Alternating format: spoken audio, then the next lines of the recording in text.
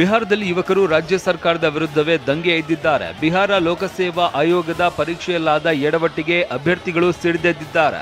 ಕೆಲ ದಿನಗಳ ಹಿಂದೆ ಪ್ರೊಬೇಷನರಿ ಸ್ಪರ್ಧಾತ್ಮಕ ಪರೀಕ್ಷೆ ನಡೆಸಿದ್ದ ಬಿಪಿಎಸ್ಸಿ ಪರೀಕ್ಷೆಯನ್ನ ಏಕಕಾಲದಲ್ಲಿ ನಡೆಸದೆ ಹಲವು ಬ್ಯಾಚ್ಗಳಲ್ಲಿ ನಡೆಸಲಾಗಿತ್ತು. ಕೆಲವೆಡೆ ಪ್ರಶ್ನೆ ಪತ್ರಿಕೆಗಳು ಸೋರಿಕೆಯಾಗಿರುವ ಆರೋಪ ಕೇಳಿಬಂದಿತ್ತು. ಹೀಗಾಗಿ ಪರೀಕ್ಷೆಯನ್ನ ಏಕಕಾಲದಲ್ಲಿ ಮತ್ತೊಮ್ಮೆ ನಡೆಸುವಂತೆ ಒತ್ತಾಯಿಸಿ ಆಕಾಂಕ್ಷಿಗಳು ಪ್ರತಿಭಟನೆ ನಡೆಸ್ತಾ ಇದ್ದಾರೆ.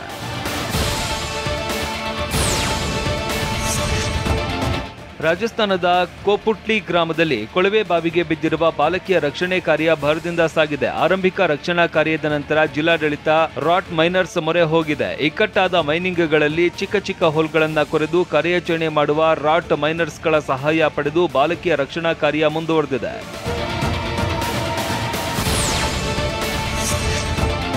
ಉತ್ತರ ಪ್ರದೇಶದ ಸಂಭಾಲ್ನಲ್ಲಿ ಪುರಾತನ ಬಾವಿಯೊಂದು ಪತ್ತೆಯಾಗಿತ್ತು. ಈ ಸ್ಥಳಕ್ಕೆ ನಿನ್ನೆ ಜಿಲ್ಲಾಧಿಕಾರಿ ಹಾಗೂ ಐಎಎಸ್ ತಂಡವು ಭೇಟಿ ನೀಡಿತ್ತು.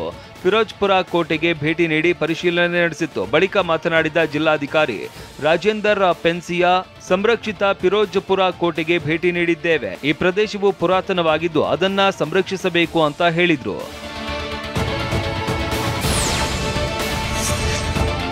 ಪ್ರಯಾಗ್ರಾಜ್ನಲ್ಲಿ ನಡೆಯಲಿರುವ ಮಹಾಕುಂಭ ಮೇಳಕ್ಕೆ ದಿನಗಣನೆ ಶುರುವಾಗಿದೆ. ಈ ಮೇಳವನ್ನು ಯಶಸ್ವಿಯಾಗಿಸುವುದಕ್ಕೆ ಉತ್ತರ ಪ್ರದೇಶ ಸರ್ಕಾರ ಸರ್ವಸನ್ನದ್ಧವಾಗಿದೆ. ಕುಂಭಮೇಳದ ವೇಳೆ ಯಾವುದೇ ಅವಘಡ ಜರುಗದಿರಲಿ ಎಂದು ಎಲ್ಲೆಡೆ ಡ್ರೋನ್ ಕ್ಯಾಮೆರಾ ಅಳವಡಿಸಲಾಗಿದೆ. ಆಕಾಶದಲ್ಲಿ ಮಾತ್ರವಲ್ಲ, ಈಗ ಗಂಗಾ ನದಿಯ ಆಳದಲ್ಲೂ ಅಂಡರ್ ವಾಟರ್ ಡ್ರೋನ್ ಕ್ಯಾಮೆರಾ ಬಳಸಲಾಗ್ತಾ ಇದೆ. ಯಾರಾದರೂ ನೀರಲ್ಲಿ ಬಿದ್ದು ಮುಳುಗಿದ್ರೆ ತಕ್ಷಣವೇ ಅವರ ರಕ್ಷಣೆಗೆ ಈ ಡ್ರೋನ್ಗಳು ಸಹಾಯ ಮಾಡಲಿವೆ.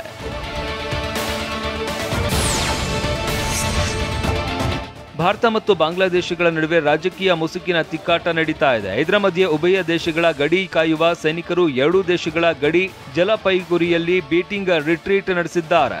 ಈ ವೇಳೆ ಭಾರತದ ಬಾರ್ಡರ್ ಸೆಕ್ಯೂರಿಟಿ ಫೋರ್ಸ್ ಹಾಗೂ ಬಾಂಗ್ಲಾದ ಬಾರ್ಡರ್ ಗಾರ್ಡ್ಸ್ ಆಫ್ ಬಾಂಗ್ಲಾದೇಶ್ ಯೋಧರು ಹಾಗೂ ಉನ್ನತ ಸೇನಾಧಿಕಾರಿಗಳು ಪಾಲ್ಗೊಂಡಿದ್ದರು.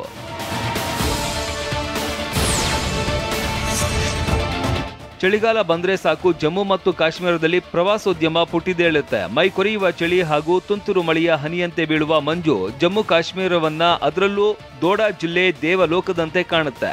ಹೀಗಾಗಿ ಪ್ರತಿ ವರ್ಷ ಈ ವೇಳೆ ಲಕ್ಷಾಂತರ ಪ್ರವಾಸಿಗರು ಬರ್ತಾರೆ.